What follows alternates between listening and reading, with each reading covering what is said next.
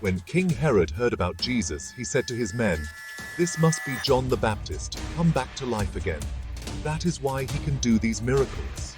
For Herod had arrested John and chained him in prison at the demand of his wife Herodias, his brother Philip's ex-wife, because John had told him it was wrong for him to marry her. He would have killed John, but was afraid of a riot, for all the people believed John was a prophet. But at a birthday party for Herod, Herodias' daughter performed a dance that greatly pleased him, so he vowed to give her anything she wanted. Consequently, at her mother's urging, the girl asked for John the Baptist's head on a tray. The king was grieved, but because of his oath, and because he didn't want to back down in front of his guests, he issued the necessary orders. So John was beheaded in the prison, and his head was brought on a tray and given to the girl, who took it to her mother.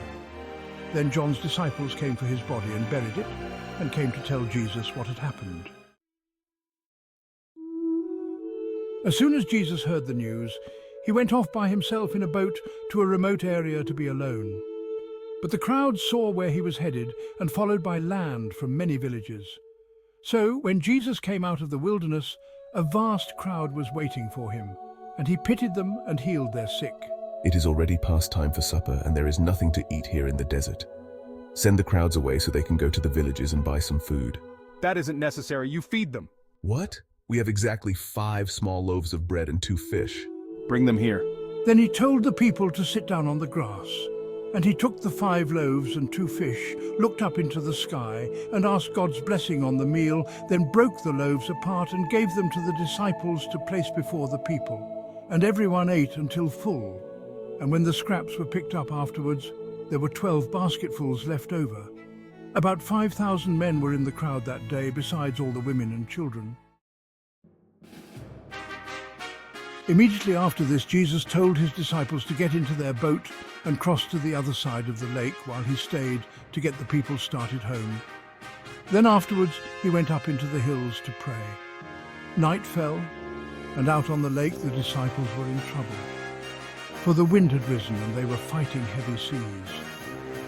About 4 o'clock in the morning, Jesus came to them, walking on the water. They screamed in terror, for they thought he was a ghost. Don't be afraid. Sir, if it is really you, tell me to come over to you, walking on the water. All right, come along. So Peter went over the side of the boat and walked on the water toward Jesus. But when he looked around at the high waves, he was terrified and began to sink. Save me, Lord. Instantly, Jesus reached out his hand and rescued him. Oh, man of little faith, why did you doubt me?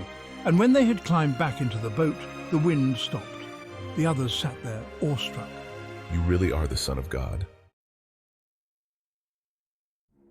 They landed at Gennesaret. The news of their arrival spread quickly throughout the city, and soon people were rushing around, telling everyone to bring in their sick to be healed.